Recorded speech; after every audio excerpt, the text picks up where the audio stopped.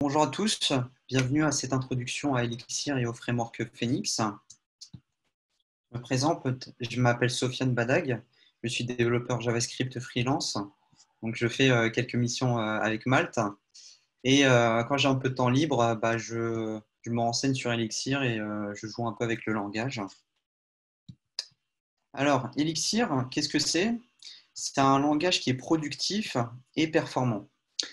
Productif, ça veut dire que on peut écrire du code rapidement et on peut résoudre des problèmes de manière très efficace. Okay, et performant, ça veut dire que c'est scalable. Donc, c'est un langage qui est très rapide et qui est très puissant. Alors, l'objectif de ce talk, c'est de vous présenter un peu les grandes fonctionnalités du langage et du framework qui en font un langage et un framework productif et performant. Alors, on va commencer par le langage, Elixir. Elixir, ça a été inventé par José Valim. Donc, José Valim, c'est un développeur Ruby brésilien. Il a travaillé avec l'équipe Core Ruby on Rails. Donc, c'est lui qui contribuait en partie au développement du framework Ruby on Rails. Et un jour, pour la petite histoire, il va se casser le bras. Donc, il va se casser le bras et il ne pourra pas coder pendant un moment. Et pour s'occuper, il va bouquiner un peu. Et un jour, il va découvrir un langage qui s'appelle Erlang. Alors, Erlang, c'est un langage qui date d'il y a 30 ans. C'est un langage qui est très connu dans le secteur des télécoms. Donc, c'est un langage qui est puissant et qui est très scalable. Et pour vous donner une idée du monde des télécoms, c'est des exigences qui sont très importantes, c'est-à-dire des exigences très précises. C'est-à-dire qu'il faut être capable de gérer des millions de connexions en parallèle. Euh, il faut que les appels téléphoniques ne buguent pas, donc il faut que ce soit solide. Et, et s'il y a un problème, on ne sait jamais dans un appel, il ne faut pas qu'il y ait de répercussions dans d'autres appels. Okay, donc Erlang, ça a été pensé en amont pour des systèmes qui sont très concurrentiels, c'est-à-dire avec des millions de connexions en parallèle, des systèmes qui sont forcément qui doivent être scalables et des systèmes qui sont distribués. Donc ça veut dire que c'est différentes machines qui doivent être connectées entre elles et qui doivent supporter la charge. Donc Erlang, c'est un langage qui est fait pour des systèmes qui sont coriaces, qui sont balèzes. Et, et du coup, ça va être une découverte pour José Valim. Il va se dire, mais c'est incroyable ce langage. Ce langage, il offre beaucoup de puissance.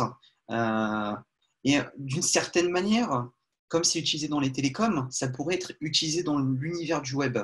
Et, mais par contre, il y a un truc qui va le gêner dans ce langage, c'est que c'est pas esthétique. C'est-à-dire que, enfin, c'est pas esthétique. C'est-à-dire que lui, il préfère la syntaxe de Ruby. Donc, il va avoir la géniale idée de se dire pourquoi ne pas combiner Ruby avec la syntaxe de Ruby avec la puissance de Erlang. Et ça va donner naissance à Elixir. Donc, Elixir, c'est un langage qui combine la syntaxe de Ruby avec le langage Erlang. Donc là, je vais vous présenter quelques fonctionnalités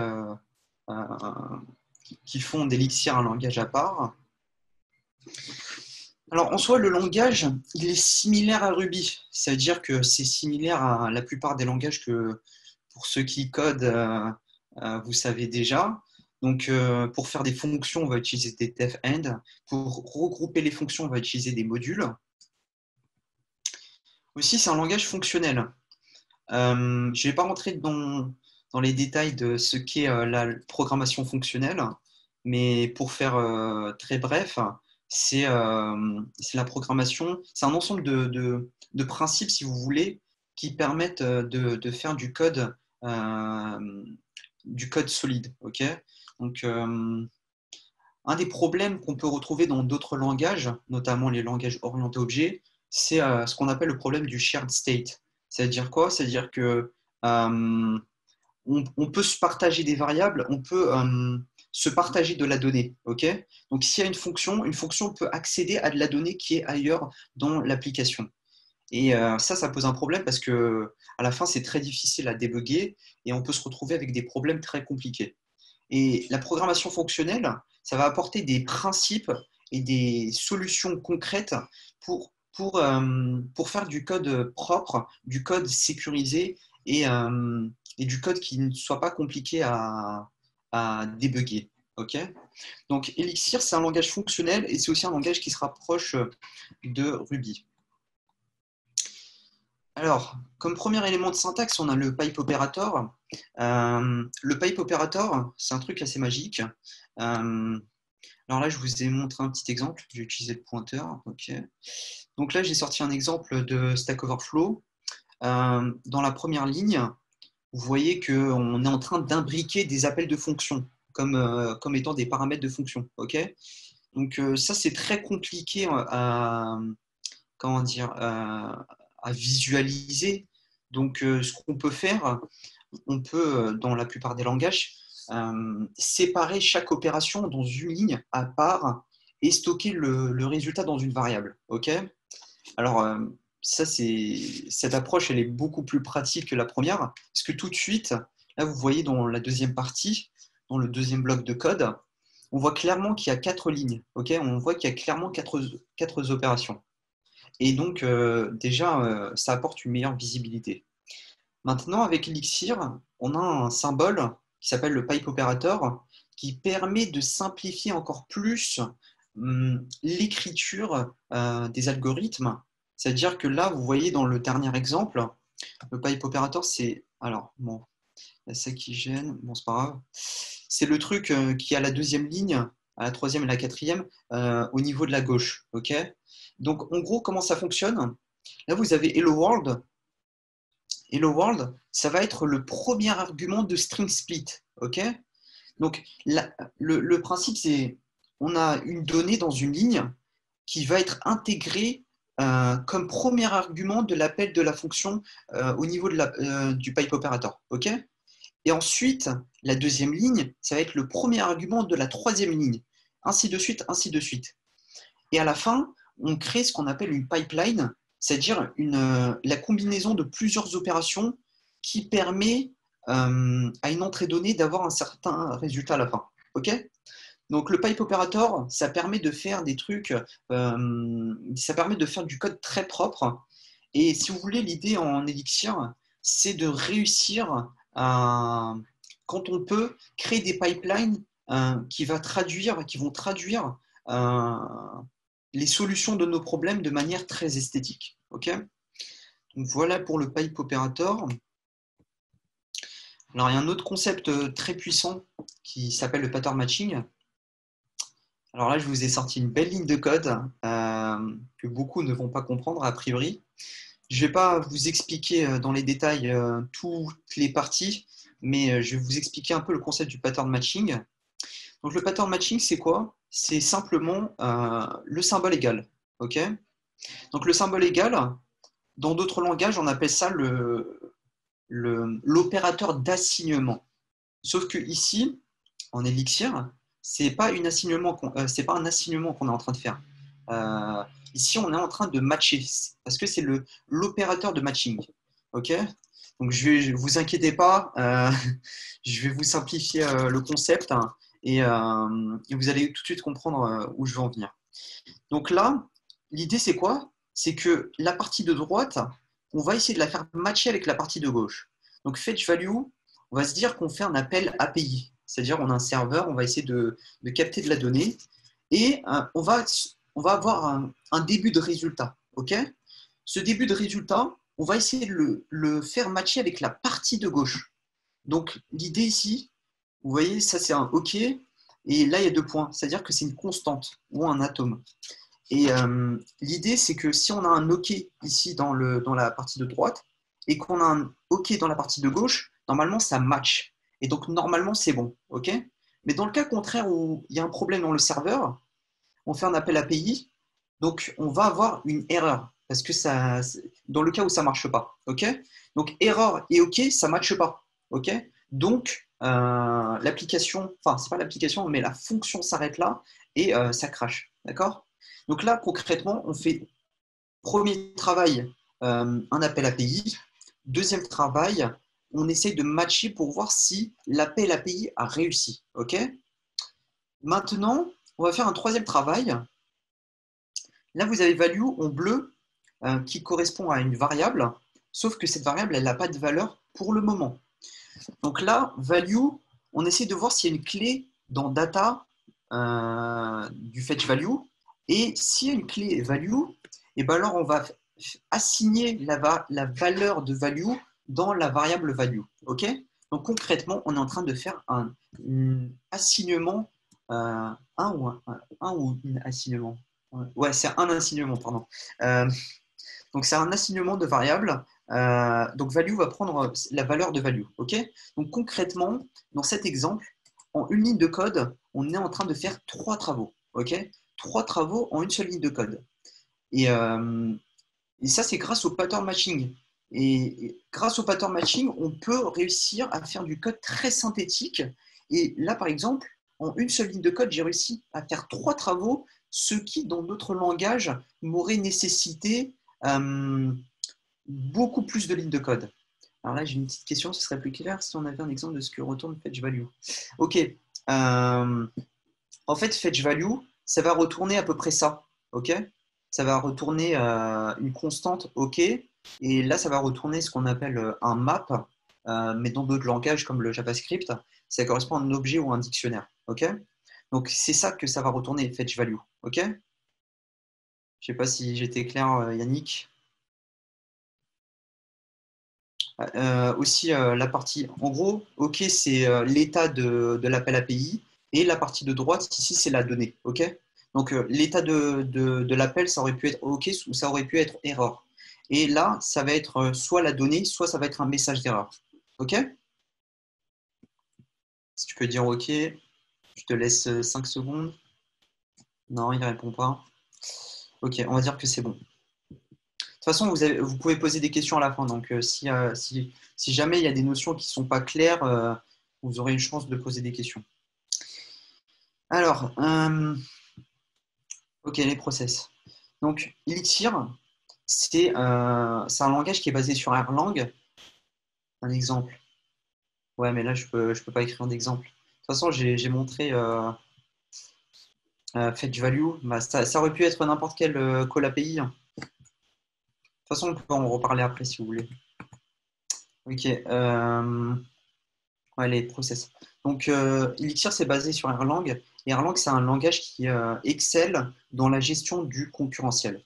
Le concurrentiel, c'est quoi? C'est la gestion du travail en parallèle. OK? Donc, le concurrentiel avec Erlang et Elixir, ça se traduit par des process. Un process, c'est juste une exécution de code. Donc, concrètement, dans la vraie vie, un process, dans le monde des télécoms, ça pourrait être un appel téléphonique. OK?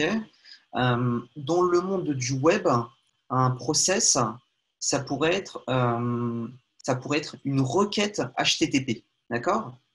Donc, dans le cas d'un service de télécom, on doit être capable de gérer des millions d'appels en parallèle. Dans le cas où on a des systèmes comme chez Free, comme chez SFR, on doit être capable de gérer des millions d'appels en simultané. Dans le cas du web, un serveur doit être capable de gérer, dans le cas des grosses applications, des millions de requêtes HTTP en parallèle. OK? Donc, dans les deux cas, on a affaire à des process.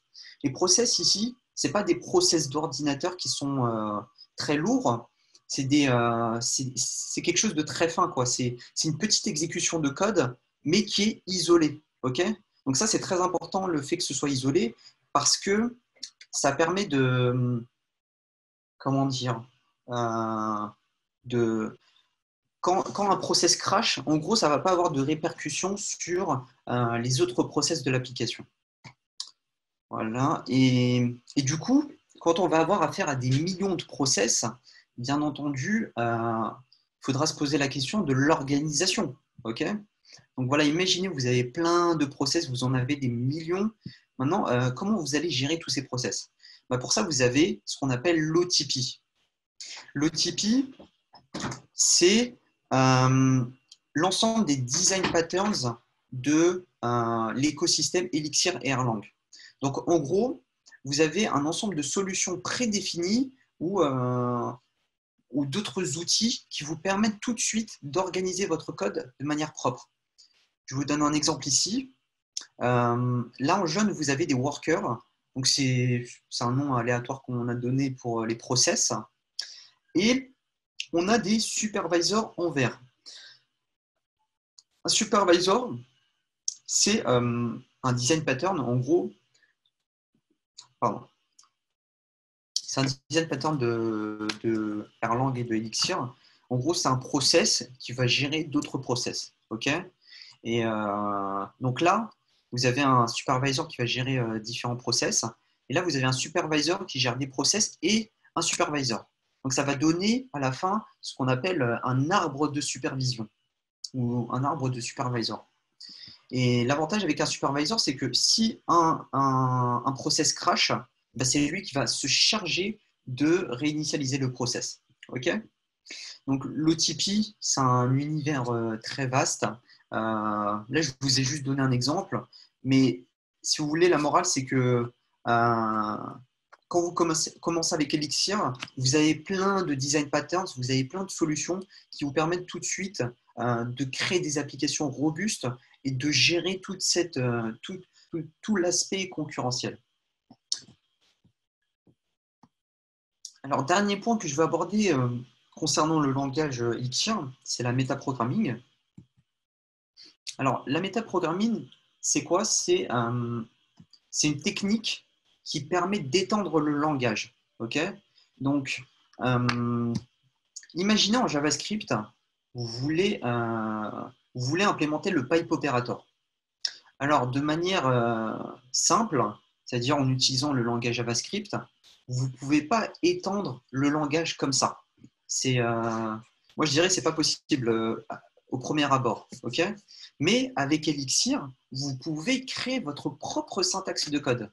Donc, ça veut dire que si vous voulez une syntaxe, par exemple un if, si, imaginons, ça n'existe pas, techniquement, vous pouvez implémenter par vous-même le mot-clé if dans le langage. Okay, donc ça, c'est grâce à quoi? C'est grâce à la métaprogramming. Elixir, c'est un langage qui est basé sur la métaprogramming. C'est-à-dire que la syntaxe est basée sur Erlang, mais pour étendre Erlang et pour créer des nouvelles structures comme le pipe operator, on a usé de la métaprogramming pour étendre le langage et créer des solutions qui nous permettent d'être productifs à travers le langage. Ok, donc voilà pour le langage Elixir. On va passer au framework Phoenix. Alors Phoenix, c'est un framework qui, en fait, c'est le Ruby on Rails de Elixir. Donc, on va retrouver à peu près les mêmes éléments comment dire, au niveau de la structure. Par exemple, la syntaxe, c'est du MVC. Vous avez des générateurs de code qui permettent de créer du code très rapidement. Et vous avez un ORM qui s'appelle Ecto.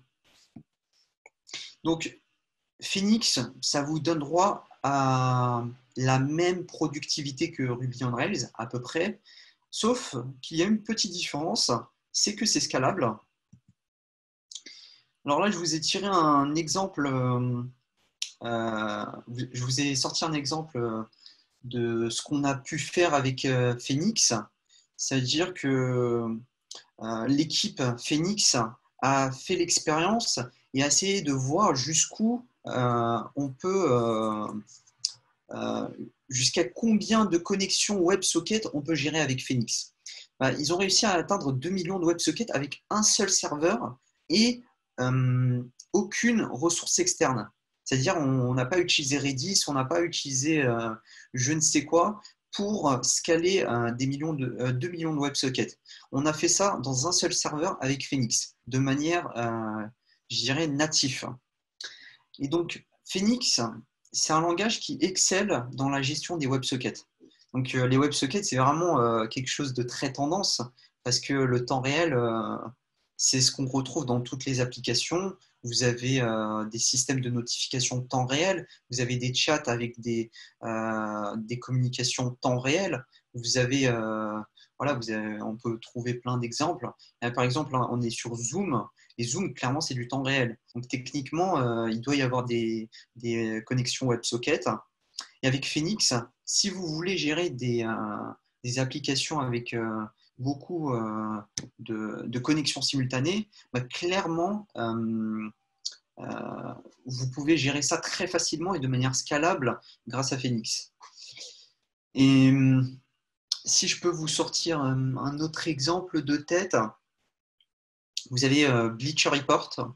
C'est un peu l'équivalent de l'équipe aux États-Unis. Donc, c'est le deuxième plus gros site de sport aux États-Unis. Ils ont réussi à passer de 150 serveurs ou 100 ou 120 serveurs Ruby on Rails à une quinzaine de serveurs avec Phoenix. Ok, 120, 150 à 15 serveurs. Et ça, c'est grâce à quoi? C'est grâce à la puissance de Phoenix et du langage Elixir. Et un autre exemple pour ce qui concerne la productivité, l'application Discord, qui est un peu l'équivalent de Slack, qui a je ne sais pas combien de millions d'utilisateurs à travers le monde, l'équipe Elixir qui gère le noyau, c'est-à-dire la partie communication, la partie chat communication, c'est 4 développeurs. C'est 4 développeurs Elixir. Donc voilà pour ce qu'on peut faire au niveau de la performance avec Phoenix. Alors, il y a une nouvelle fonctionnalité qui vient de sortir avec Phoenix qui s'appelle les Live View. Alors, les Live View, ça permet de créer des interfaces interactives comme ce compteur-là. Généralement, quand on veut quand on veut faire du front pour une application, ce qu'on va faire, c'est qu'on va opter pour, comment dire, on va opter pour une solution externe, c'est-à-dire on va partir sur un front en React, c'est-à-dire qu'on a une application back Phoenix et on va passer un front avec React.js. Okay, donc c'est deux entités externes, deux entités séparées. Sauf qu'avec avec Phoenix, vous avez une solution qui s'appelle les Live View. Donc les Live View, concrètement, ça sert à quoi? Ça permet de faire comme du React, mais en restant sur Phoenix. Et donc, l'idée, c'est, si on reprend cet exemple, vous avez un compteur, vous avez un bouton plus et un bouton moins, et là, vous avez de la donnée, c'est-à-dire 72. La donnée 72, on va la conserver dans le back. Okay, c'est-à-dire le state, la donnée, on va la conserver dans le back avec Phoenix. Avec Phoenix, ce qu'on va faire, on va afficher une première fois dans le front, c'est-à-dire dans le navigateur des utilisateurs, notre interface utilisateur. Okay, et l'idée, c'est de créer une connexion temps réel avec le back et le front pour stocker la valeur du state. Et du coup, si j'appuie sur le bouton plus ou le bouton moins, ça va activer un événement dans le back grâce à la connexion temps réel. Et toujours avec la connexion temps réel, s'il y a une modification de state dans le back, ça va modifier le front en envoyant les bouts de code HTML qui doivent être différentes. Okay, donc je répète, quand on a une application interactive, c'est-à-dire on a de la donnée elle va être stockée dans le back, le front va être affiché une première fois, et il y aura une connexion temps réel WebSocket avec le back qui permet de gérer les modifications et comment dire, les différences de code HTML. Okay, donc, connexion HTML, non, pardon, une connexion WebSocket, comme je vous ai montré dans l'exemple précédent, on peut très bien gérer 2 millions de WebSockets avec Phoenix. Donc clairement, on peut se permettre de faire des live views avec Phoenix. Okay, donc ça, si vous voulez faire ça avec Ruby on Rails, je vous souhaite bon courage parce que c'est pas forcément évident. Ok. J'avais repris un bout de code pour montrer un peu le concept. Donc voilà, vous allez envoyer un template HTML une première fois. Quand on va appuyer sur un des boutons, ça c'est un peu gênant. Je ne sais pas si on peut enlever ça. Qu'est-ce que j'ai fait? Hop. Non, ok. On va faire avec. Donc là, on a le HTML. Là, on a une fonction Elixir. Donc, quand on appuie sur un des boutons, ça va notifier le back qu'on doit déclencher un événement et ça va changer le state. Et le state va changer le HTML. Ça va envoyer les bouts de code de HTML différents qui vont être intégrés dans le HTML en temps réel. OK? Donc, clairement, ça, c'est un pattern qui a été inventé euh, grâce au fait que le framework est scalable et puissant. Ok, ça, vous ne pouvez pas l'implémenter facilement avec Ruby on Rails ou d'autres langages. Ou en tout cas, vous allez rencontrer des limitations. Et, euh, et donc voilà. Avec Phoenix, on peut se permettre d'avoir droit à des nouveaux patterns euh, grâce à la puissance d'Elixir. Ok. Donc, en conclusion, Elixir et Phoenix, ce sont, moi, je dirais, ouais, parce que je parle du langage et du framework. Euh, le langage et le framework sont deux outils qui sont extrêmement agréables à travailler, c'est-à-dire on est très productif. Je vous ai montré juste une petite portion de l'écosystème qui vous permet de faire des choses remarquables. Et c'est un écosystème qui est surprenant parce que, en fait, il a un peu une longueur d'avance sur tous les problèmes que peuvent rencontrer les développeurs. Ça veut dire notamment le mariage entre la productivité et la performance. Donc, avec Elixir et Phoenix, vous n'avez pas à faire de choix. C'est-à-dire que vous pouvez très bien avoir les deux et ne pas faire de compromis. Donc, si vous êtes amené à vous lancer dans un nouveau projet, que vous voulez utiliser une nouvelle techno, bah, si vous voulez la performance et la productivité, clairement, avec Elixir, bah, vous avez les deux, Elixir et Phoenix. Donc voilà. Des questions?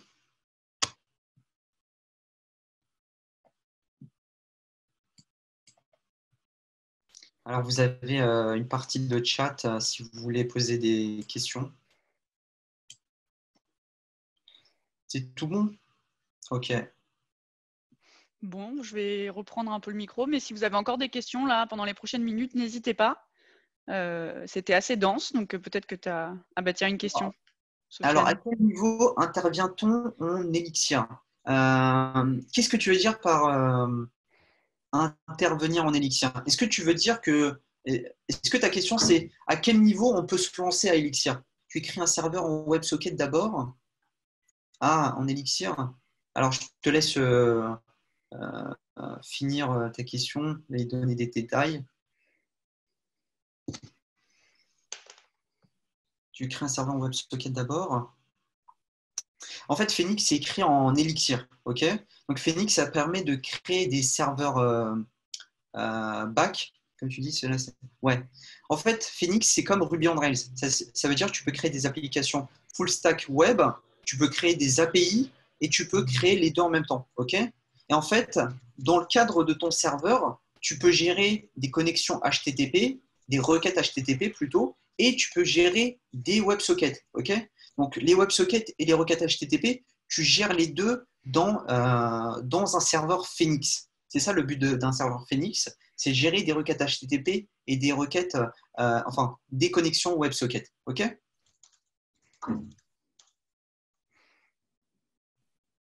Et donc, Phoenix est écrit en Elixir. Donc, quand tu veux travailler avec Phoenix, forcément, tu écris du code en Elixir.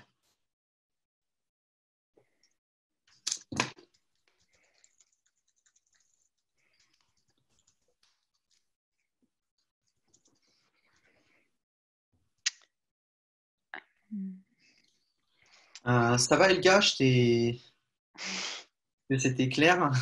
Je n'ai pas de base en Ruby, c'est pour cela. D'accord, ok. Donc Ruby, je ne sais pas dans quel langage tu as travaillé, mais en gros, ça permet de créer des serveurs. Parce qu'un serveur, généralement, enfin une application, c'est un serveur et ce qu'on appelle le front, c'est-à-dire l'application mobile ou dans le cadre d'une application web, c'est la page HTML. Ok. Et le serveur, c'est ce qui permet de gérer les requêtes des utilisateurs, les demandes des utilisateurs et de faire l'interface avec la base de données. Est-ce que Phoenix supporte les serveurs Send Events, alternative à WebSocket passant par HTTP? Serveur Send Events. Non, j'ai jamais entendu parler de ce concept. C'est, je sais pas si je peux voir rapidement.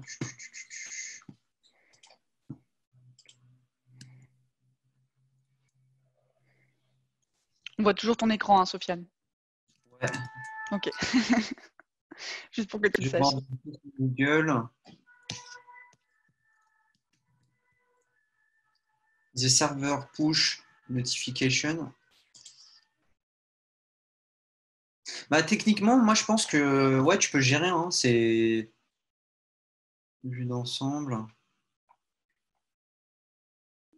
Moi je pense que tu peux gérer ça. Hein, si tu peux le faire dans d'autres langages comme en Ruby ou en JavaScript, c'est-à-dire techniquement tu peux faire ça avec Phoenix.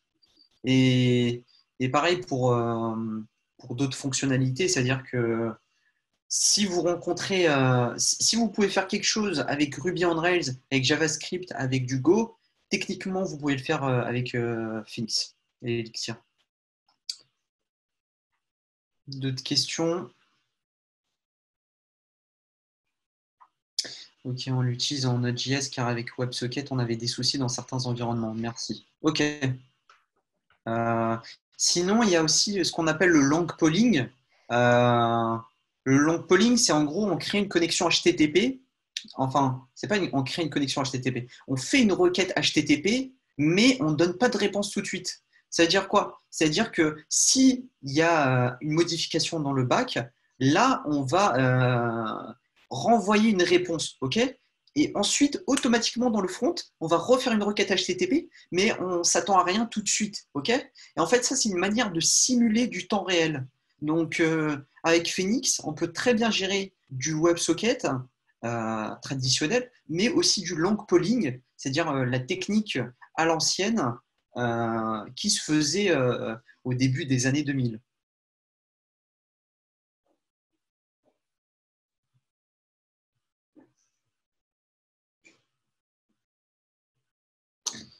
Est-ce que vous avez d'autres questions? Ok, le serveur Sentiment ressemble beaucoup à ce système. Ouais, ouais, c'est ce qu'on appelle le long polling. Bon, je l'écris dans la conversation.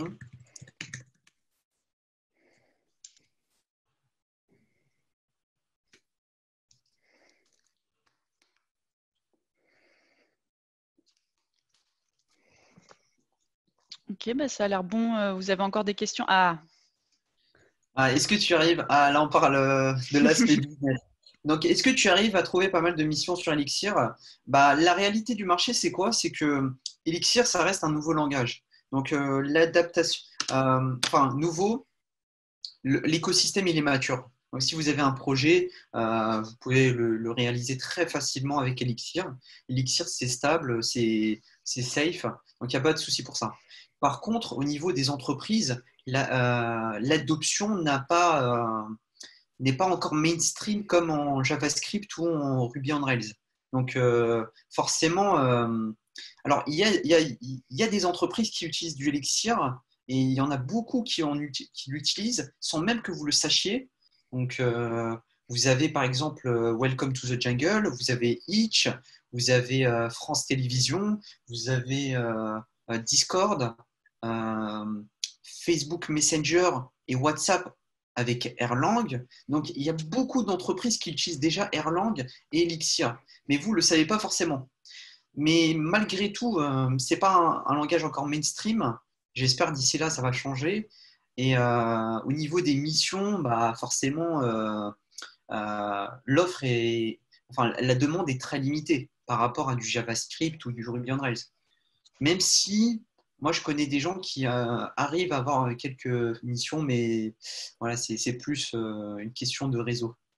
J'avais le problème avec Socket.io, qu'il est gourmand en mémoire. Cela serait mieux avec Elixir. Mémoire, RAM du serveur. OK. Bah, clairement, Socket.io, si on doit faire la comparaison, il y a la Ligue 1 et il y a la Ligue des Champions. Ligue 1, c'est Socket.io et Ligue des Champions, c'est Elixir et Phoenix. Donc, moi, je me souviens avoir travaillé un peu avec Socket.io et j'ai vu qu'il y avait beaucoup, beaucoup de limites, notamment en termes de capacité, mais aussi gérer des situations où on doit faire une connexion qui va avec un système de wildcard, c'est-à-dire qu'il va gérer tous les événements possibles. Euh, Socket.io, c'est pas terrible comparé à Phoenix. Pardon, désolé. Phoenix, c'est largement meilleur que Socket.io dans tous les sens du terme. Euh, C'est-à-dire que c'est ultra productif. Vous allez avoir une gestion propre des canaux ou bien des channels de communication. Donc, vous allez avoir une application ultra propre. Vous avez quoi d'autre? Vous pouvez gérer un channel qui va traiter tous les événements possibles. Euh, et en termes de performance, vous pouvez gérer beaucoup, beaucoup de requêtes enfin de connexion WebSocket facilement. Okay, donc clairement, il n'y a pas photo. Phoenix, euh, c'est de la bombe atomique. Socket.io, c'est une petite bombe.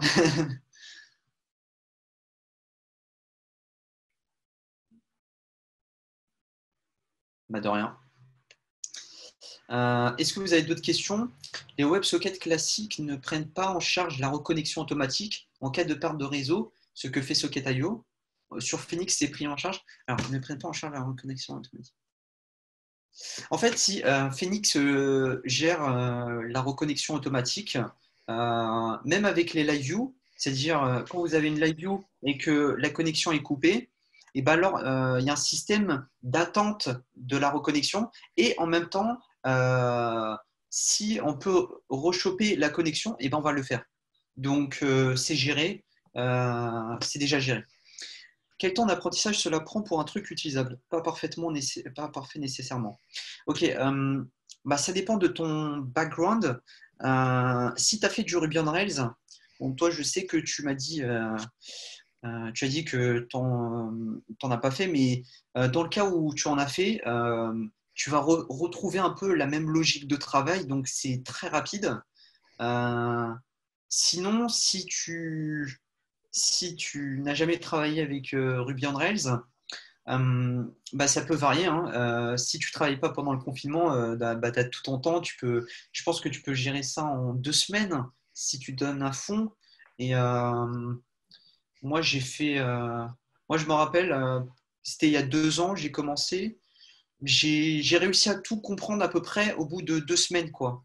Mais je m'étais donné à fond pour bien comprendre et tout. C'est le jour où j'avais découvert Elixir, mais j'étais impressionné parce que c'est vrai que c'est vaste. Il y a plein de notions. Là, je vous ai parlé d'OTP, je vous ai parlé du framework Phoenix, etc. Mais une fois qu'on saisit le truc, voilà, on arrive à garder une image complète. Et moi, je donnerais à peu près 2 semaines, même si c'est vrai que il y a quelques notions à comprendre en plus, à explorer, je dirais.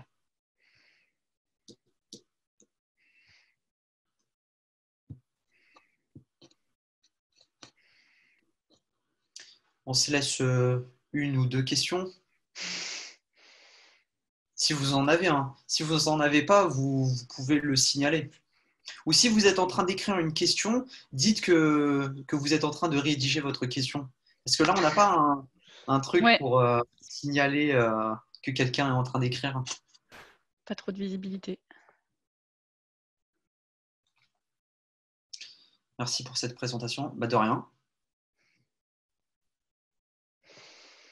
Alors, pour les intéressés, sur Paris, quand il n'y a pas de confinement, on organise un meet-up mensuel et aussi on organise des workshops. Quand on peut, on essaye de garder le rythme. Comment dire? Généralement, c'est une fois par mois quand on peut. Je vais chercher le lien du meet-up. Et du coup, ouais, si vous voulez poursuivre votre découverte dans l'écosystème Elixir et Erlang, n'hésitez pas à venir au meet-up et pour pouvoir vous familiariser un peu plus et voir un peu ce que ça donne. Je vous prépare un lien pour la page meet-up. Donc, je suppose qu'il n'y a plus de questions. Euh, J'ai fait à peu près le tour. Je vous ai montré à peu près les grandes notions. Donc voilà.